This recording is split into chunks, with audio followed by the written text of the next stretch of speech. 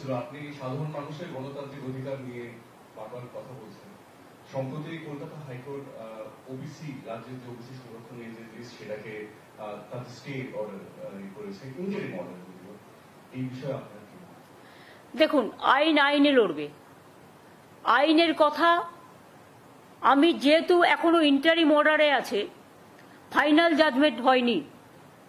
Final judgement হলে I cannot criticize the judge, but I can criticize the judgment. ঠিক আছে, এটা কিন্তু ফাইনাল অর্ডার নয়। ওনারা কিছু সাজেশন দিয়েছেন, ওনারা কিছু অর্ডার দিয়েছেন। সেই অর্ডারটা কালকে আমরা পেয়েছি, কাল রাতে।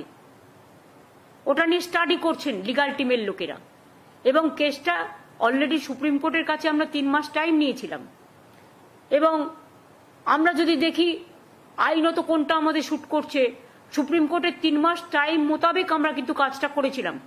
এবং কাজটা গভর্নমেন্ট করেনি, কাজটা করেছে ওবিসি কর্পোরেশন। এবং সেখানে একজন x senior justice of Calcutta high court সেখানে আছেন। আমরা হাইকোর্টের রুলস মেনেই সবটা করেছিলাম। কিন্তু প্রতিদিন নতুন নতুন প্রশ্ন আসতেই পারে। আর আপনারা তো জানেন, সিপিএম আর বিজেপি কখনোই চায় না যে ওবিসি রিজার্ভেশন পাস হোক। এটা তো গরিব লোকেদের জন্য, এটা তো ইকোনমিক ব্যাকওয়ার্ড ক্লাস, যারা সোশ্যালি ব্যাকওয়ার্ড, যারা ইকোনমিক্যালি ব্যাকওয়ার্ড।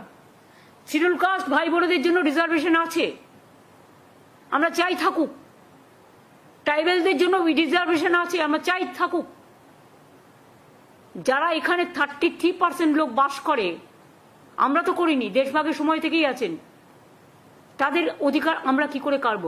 তাদের সম্পত্তি কাটতে হবে, তাদের চাকরি কাটতে হবে, তাদের শিক্ষা কাটতে হবে। তাদের আপনারা মানুষ হতে দেবেন না, মানুষের মতো মানুষ হিসেবে গড়ে তুলবেন না। তাও যেটা করেছিল তাতেও আপনাদের বলেছিলাম, তার মধ্যে 60 কাস্ট ছিল নন মুসলিমস। মুসলিম দেখলে আপনাদের গায়ে জ্বালা করে, সেটা আমি জানি। তা নেতাজি সুভাষচন্দ্র বোসের রাইট হ্যান্ড কে ছিলেন? শাহনওয়াজ খান। আপনারা বলতে আমায় বাধ্য করছেন। তাজমহল তো তৈরি করেছিলেন কে? শাহজাহান। কি করে ইতিহাসটাকে মুছবেন বলুন? গান্ধীজি কি বলেছিলেন? ঈশ্বর ও আল্লাহ তেরে নাম সবকো সুমতি দে ভগবান। নজরুল কি লিখেছিলেন? হিন্দু নর মুসলিম ওই জিজ্ঞাসে কোনজন, কান্ডারি বলো ডুবিছে মানুষ সন্তান মর্মার। ভুলে গেছেন? বঙ্গভঙ্গের বিরুদ্ধে বিশ্বকবি রবীন্দ্রনাথ ঠাকুর রাখি বন্ধন করেছিলেন, বাংলার মাটি বাংলার জল গান গেয়েছিলেন, হিন্দু মুসলিম সবাই সবার হাতে রাখি পরেছিলেন। আমরা সব ধর্ম, সব বর্ণ, সব জাতি সবাইকে আমরা মান্যতা দিই, সম্মান করি। কিন্তু আপনারা যদি মনে করেন আপনারা যেটা ঠিক করবেন, কে কি খাবে, কে কি পড়বে, কার কি সম্পত্তি দখল করবেন, কার কি ভাষা দখল করবেন, কার কি চাকরি দখল করবেন, একেতে মানুষ পায় না। চাকরি সৃষ্টি হচ্ছে আর আপনারা বাধা দিচ্ছেন। একটা করে পিল আর কিল খেচ্ছে, পিল করছেন আর একটা করে কিল খাচ্ছেন, নিজেরা খাচ্ছেন। এটা কিন্তু আপনাদের ওপর বর্তাবে। আপনাদের জন্য আজকে অনেকে চাকরিহীন হয়ে গেছে, এবং আপনারা এটা আটকাচ্ছেন বলে আমার পুলিশ রিক্রুটমেন্টে হাজার হাজার পোস্ট খালি পড়ে আছে, আমি করতে পারছি না। আমার টিচারদের পোস্ট করতে পারছি না। আরো অনেক ভ্যাকেন্সি আছে আমার, অল ডিপার্টমেন্টে আছে।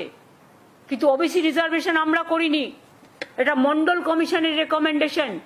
ভিপি সিং যখন প্রাইম মিনিস্টার ছিলেন, মনে রাখবেন, বা ভিপি সিং লড়াই করেছিলেন, তখন কিন্তু বিজেপিও ভিপি সিং এর সাথে ছিলেন। তখন কেন এটাকে অপোজ করেননি?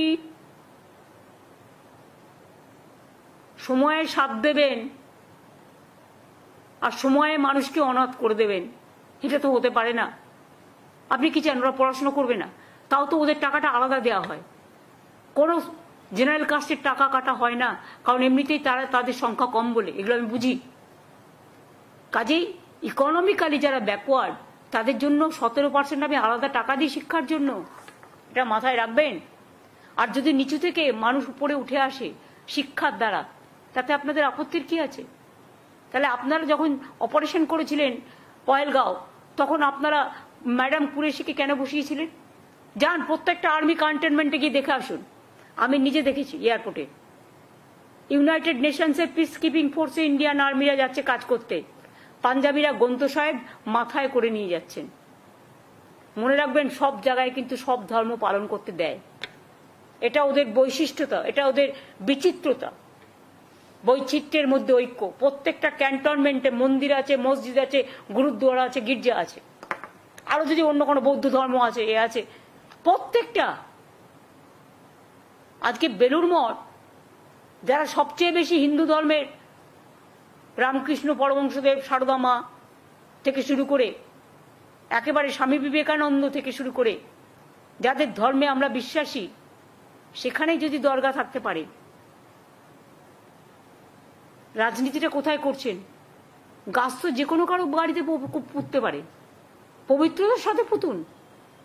কিছু কিছু গাছ আছে যেগুলো আমরা দেবদেবীদের বেলপাতা আমরা শিবের মাথায় চড়াই, আমরা মা দুর্গাকে দিই, আমরা মা কালীকে দিই, আমরা বৈষ্ণু মাতাকে দিই, আমরা কৈলাসকে দিই, কাশী বিশ্বনাথকে দিই।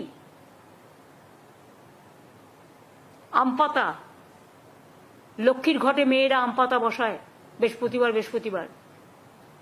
তুলসী পাতা, তুলসী ক রকমের হয় জানেন? আমার বাড়িতে 40টা তুলসীর গাছ আছে ওইটুকু জায়গার মধ্যে। তুলসীর মধ্যে আবার লক্ষ্মী আছে, নারায়ণও আছে। আর সব জায়গায় তুলসী গাছ হয় না, সম্মানের সাথে করতে হয়।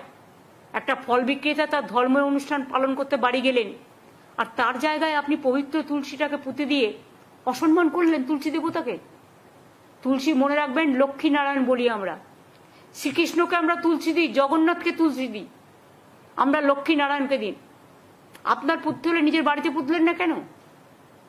যারই কথা হোক, আমি কাউকে মিন করে বলছি না, আমি প্রত্যেককে বলছি, যারা যারা এই মিন মাইন্ডেড পলিটিক্স করেন, চ্যারিটি বিগিনস অ্যাট হোম। আয়নায় নিজের মুখ দেখুন, তারপরে অন্যের মুখ দেখবেন। এগুলো অন্যায়, দেবতাদের অসম্মান করা। সব ধর্মের লোকেদের সব ধর্ম পালন করার অধিকার আছে। আজকে দুর্গাপুজোয় ছুটি হয়, অনেকেই বাড়ি যান, দেশে যান, তাই বলে আমি তার বাড়িটা দখল করে নিতে পারি? কি শেখাচ্ছেন? কি রেখে যাচ্ছেন? যা ইচ্ছা বলছেন, যা ইচ্ছে করছেন। গণতন্ত্র যদি এখানে না থাকতো, তাহলে কি আর আপনি আমার পাড়ার মোড়ে দাঁড়িয়ে আমার উদ্দেশ্যে জুতো ছুটতে গিয়ে, বলে না ধর্মের কল বাতাসে নড়ে, জুতোটা গিয়ে পড়লো আমার একটা পাঞ্জাবি পুলিশের পাগড়িতে। I condemn that. শিখ ভাইরা, এমনকি অমৃতসরের যে শিখ প্রবন্ধক কমিটি, তারাও এটাকে ক্রিটিসাইজ করেছে। কেন আপনি তার পাগড়িতে জুতো ছুঁড়ে মারবেন? মারতে গেছিলেন আমাকে? তা আমার পাড়ার মোড়ে দাঁড়িয়ে, আপনার বাড়ির সামনে তো সেম জিনিস হতে পারে। আমরা কোনোদিনও করেছি? করিনি। কিন্তু করিনি বলে আগামীকাল মানুষ যে কিছু ভাববে না নতুন করে, আমি তো সবাইকে কন্ট্রোল করতে পারি না, যদিও আমি এটাকে সমর্থন করি না।